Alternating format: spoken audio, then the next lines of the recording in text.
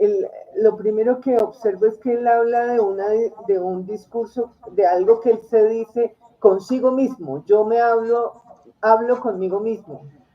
Y después se pregunta por el deseo. Ese es el problema. Para el psicoanálisis no, esto lo podrá decir una cantidad de gente en todas las, en la filosofía, en la psicología, que yo hablo conmigo mismo.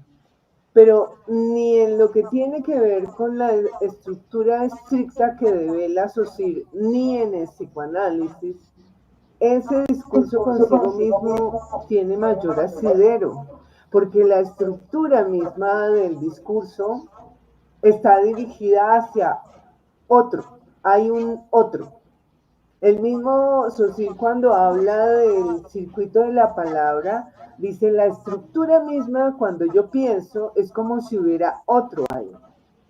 Y el psicoanálisis para saliéndose del campo de la lingüística, justamente sabe que hay algunas cosas claves que el sujeto asumió justamente por su manera particular de experiencia, en donde cuando habla se dirige a un otro y toda la pregunta en psicoanálisis a quién se dirige este tipo, a quién se dirige, ¿no? Y en cada momento a quién se dirige, porque además la transferencia misma hace necesario que el analista esté preguntándose permanentemente eso.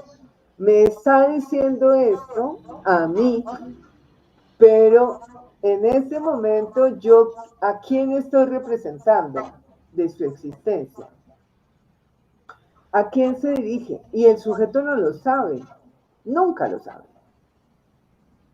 El analista tampoco le toca averiguarlo. Digamos que el proceso analítico es un proceso de develamiento de ese proceso en el que la queja, por ejemplo, está dirigida, yo me quejo a alguien, me quejo de algo, y eso tiene una historia. Y ese develar histórico va lentamente a dar como las puntadas de a quién me dirijo. Y de alguna manera ese a quien me dirijo es el punto que decía Juan Camilo del deseo tiene que ver con eso, y él tiene las pistas claras. Justamente no hay un solamente yo conmigo mismo, hay un asunto de la afuera estructural que está dado por el discurso, el lenguaje mismo, no el discurso, el lenguaje mismo, en donde eso hay que develarlo, ¿no?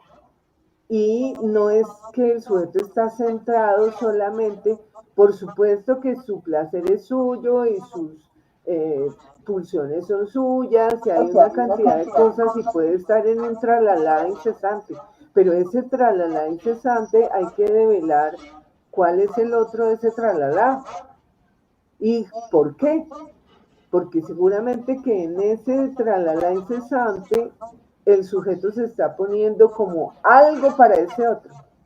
Me estoy quejando porque tú no me diste, porque tú no me hiciste, porque tú no me amaste, porque mamá, porque me dijiste. Entonces, ¿cuál es el objeto que está representado por ese sujeto cada vez que habla? ¿No? Siempre que hablamos, justamente si hablábamos de lo importante que es que el niño hable, diga y todo ese tipo de cosas, tiene que ver con que él pueda reconocer esta alteridad y esta exterioridad y que empiece a soltar, ¿no? Como a determinarse en eso. Mientras que no lo haga, pues esto es inefable, infans, ¿no? Ahí, que esto es como una bomba de tiempo, en algún momento esto hace alguna cosa. Es muy preocupante porque los seres humanos necesitamos eso, porque además no hay un solo ser humano que sobreviva sin el otro. Entonces, ese otro como es, ese otro que siempre hablamos del otro, como la cultura, no, pero cada uno tiene su otro que se lo fabricó. Y el análisis tiene que develar cómo es ese otro que se lo fabricó, cómo te fabricaste tu otro. ¿Qué características tiene? ¿Por qué es tan malvado tu otro? ¿No? Entonces, eso es del sujeto, seguro. Sí, Lady. No, voy a decir una bobada, pero bueno, es que esto que dices, Aida, me hace pensar un poco en las parejas, ¿no? Que a veces uno ve a la chica quejándose por una escena de celos o lo que sea así, y con una rabia muy profunda, ¿no? Como con una cosa y una ira que no puede contener. Y uno se pone a hablar con la persona y a medida, bueno, a medida que va hablando uno se va calmando. Pero dos, a veces uno se da cuenta que esa rabia no va en realidad dirigida a la pareja, sino a otra cosa anterior, ¿no? Y ella, lo que tú dices, ¿a quién está representando el analista o en este caso el tipo en ese momento para esa persona, ¿no? Como a veces eso, uno está atravesado todo el tiempo por eso y uno ni siquiera lo sabe, uno ni siquiera se da cuenta. O como un poco también me recuerda al cuento de Edgar Allan Poe, el de William Wallace, que el tipo llega a otro tipo que se llama igual a él y no sé qué, y es una cosa, una rabia que va dirigida a esa persona y él, o sea, al otro que se llama igual que él, y él no sabe por qué, no sabe por qué lo odia tanto, no sabe por qué tiene esos sentimientos tan, como tan desgarradores hacia él, ¿no? Y al final resulta que eso va dirigido a otro lugar. En el caso del cuento va dirigido a él mismo, ¿no?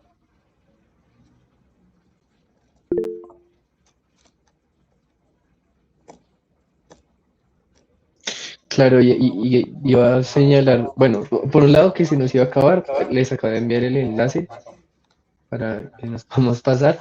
Y claro, lo que ibas diciendo, Aida, sí, como que me hace más sentido pensar en eso, como en estos monólogos que parecen a veces tan cerrados, como si se hablara hacia sí mismo. Es que lo dije puntualmente porque en alguna ocasión, en una reunión con una mamá sobre todo, ella hablaba, y la conversación además tenía que ser sobre su hija, que era pues una reunión de evaluación, pero esta señora hablaba de ella y que se iba, que para Alemania, que no sé qué, que entonces como que a mí al final me queda una sensación de, pero esta señora, o sea, porque nos vino a hablar de ella, o sea, es como que nada le hacía ningún tipo de corte, nada, venía sus otras hijas a ver si ya salía de la reunión, como que nada le hacía corte, o sea, nada la lograba como detener e interrogar.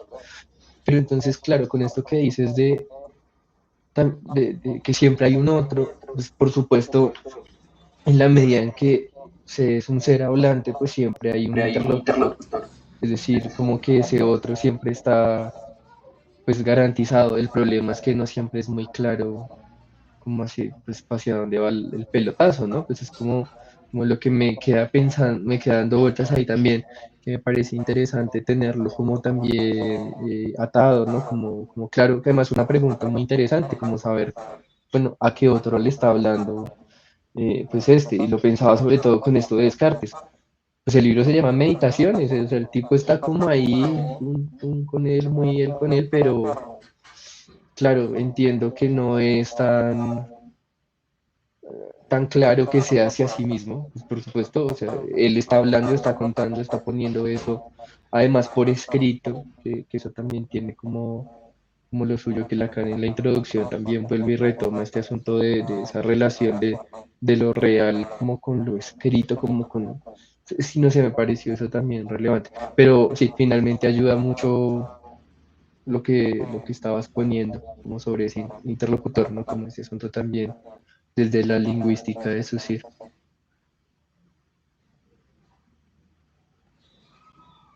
Saludar a Daniela que está hace un rato y a Karen que llegaron, ¿cierto? Se me ocurre un poco poner un ejemplo que de pronto es muy conocido. Alguna vez lo comentaba yo así como muy, como comento, como muy anecdóticamente, el asunto de leyendo la biografía de Descartes hace muchos años, yo decía, pero este tipo todo el tiempo doliéndose de, pues porque él, cuando él se muere, cuando él nace, la mamá se muere de tuberculosis. se muere, ¿no? Y él se queja toda la vida de ese dolor de no haber tenido esa madre, de tener que haber sido criado por hombres y todo ese tipo de cosas, y el dolor de la mamá y la impotencia de que no se pudo curar y que no sé qué. Entonces yo después decía, pero está en un correlato impresionante con el discurso del método, porque alguna vez cuando uno lee esa parte donde dice el hombre tiene que ser con la ciencia dueño y poseedor de la naturaleza, uno dice, uy, esto es de alguna manera, ¿no será que esto está relacionado con el dolor que él tuvo de que no pudieron hacer nada para salvar a su madre?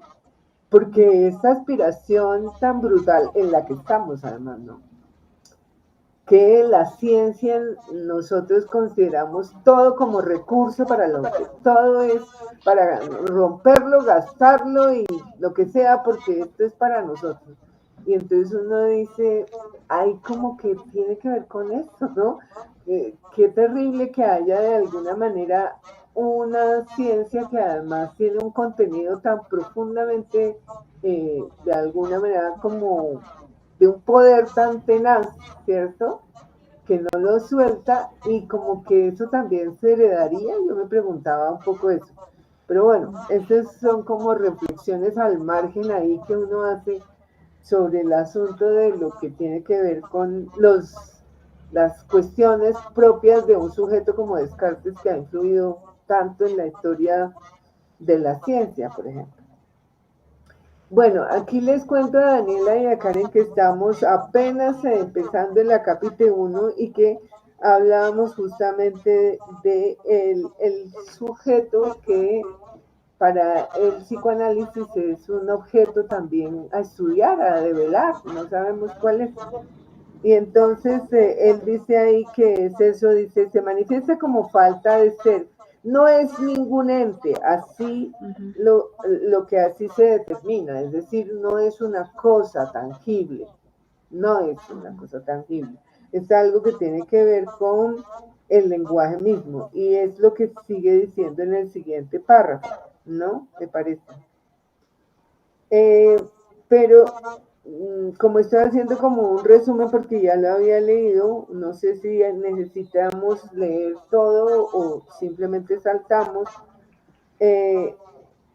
Entonces va a seguir hablando del nivel del ser. Dice, aún ahí es preciso que nos mantengamos a salvo del espejismo consistente en creer que el ser se plantea, así como también el error que nos acecha de asimilar esto a todo lo que se ordena como dialéctica de una primera posición del ser y de la nada, ¿no?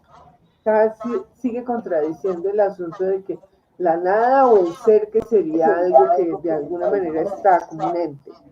Dice, el primer efecto el primer afecto de este efecto de ser, dice que pongámoslo entre comillas, aparece solo en lo que se hace causa del deseo, es decir, en lo que situamos del analista, este primer efecto del aparato. Del analista como lugar que intento cernir con esas letritas en la pizarra. Aquí es donde se coloca el analista, se coloca como causa del deseo, posición eminentemente inédita, sino paradójica, ratificada por una práctica. Yo leo esto como que está escribiendo justamente el discurso, la fórmula del discurso psicoanalítico, y sabemos que en la posición del A, que es la posición de la gente, ahí se coloca como semblante, solo como semblante el analista. Te para ahí como para decir, te voy a engañar, a ver tú a quién te diriges, ¿no? Porque efectivamente el sujeto va a estar con una dirección específica en todo discurso. La importancia de dicha práctica, o sea, el análisis, puede medirse situándola con respecto a lo que se ha designado como discurso del amo. Y va a seguir afirmando, dice, sí, el discurso analítico se origina en el discurso del amo. Y yo agregaría en mi lectura y mi interpretación, yo creo que no solamente las pacientes van a Freud en posición de amo. Usted que sabe tanto, dígame yo qué tengo, ¿no? Y él, en lugar de ser como un médico que dice, usted tiene tal cosa, él dice, pues hable, ¿no? Pero sí se, de alguna manera, está iniciado con eso. Yo me preguntaba cuando volví a leer esto, ¿no es que también pasa eso con el discurso del enseñante, del educador? Que efectivamente todos reciben al profesor, esperan que llegue y todo el mundo a ver qué dice, ¿no? Este es el amo, este es el que sabe todo. Ese discurso se necesita así, digamos que no, eso está por todas partes, ¿no? No hay ninguna forma, ninguna posibilidad de deshacerse de él. Pero en el psicoanálisis también. Entonces dice, hay algo que se hace presente en el hecho de que cualquier determinación de sujeto, así pues de pensamiento, depende del discurso. Sí, en el discurso mismo, de la lógica misma de cómo, de en qué discurso entramos, pues hay una posición que toca asumir. El discurso mismo, la estructura misma, nos pone en una situación a cada uno. Bueno, sería Dice, va a contrariar a Hegel, ¿no? Dice sobre esto del amo, dice que ¿será que solamente, como dice Hegel, que es la lucha por el puro prestigio? Y dice que esa lucha por el puro prestigio pertenece al reino de lo imaginario todavía. ¿Qué hace el amo? Es lo que indica la articulación que les doy del discurso. Juega con lo que denominé en otros términos el cristal de la mente, ¿no? Sabemos, es otra manera de definir al amo. El amo es aquel que es capaz de construir sentido. Y sin duda, efectivamente, eso es lo que se hace siempre. Y dice, ¿por qué no utilizar a propósito de esto lo que puede designarse en francés como la homonimia de maître? Maître quiere decir amo, pero él lo escribe M'', meser, serme, ¿no? El verbo ser y el verbo hacerme, como hacerme a mí mismo, ¿no? Algo así. Cuando uno habla, uno se hace a uno mismo. Hay algo del orden del amo que hace la gente cuando habla. Por eso es que nos angustia que los niños no hablen. A ver, haga un poquito de amo. A ver, hágale. Hable a ver qué es lo que tiene dentro, sáquelo, ¿no? De aquí surge el significante metro. Y dice que lo escribamos como queremos. Sí, con la M, con ser o como amo. Sí, Juan Camilo, ¿qué dices? No, un asunto pequeño de que si nos cambiamos de una vez enlace antes de que se cierre y ya seguimos ahí.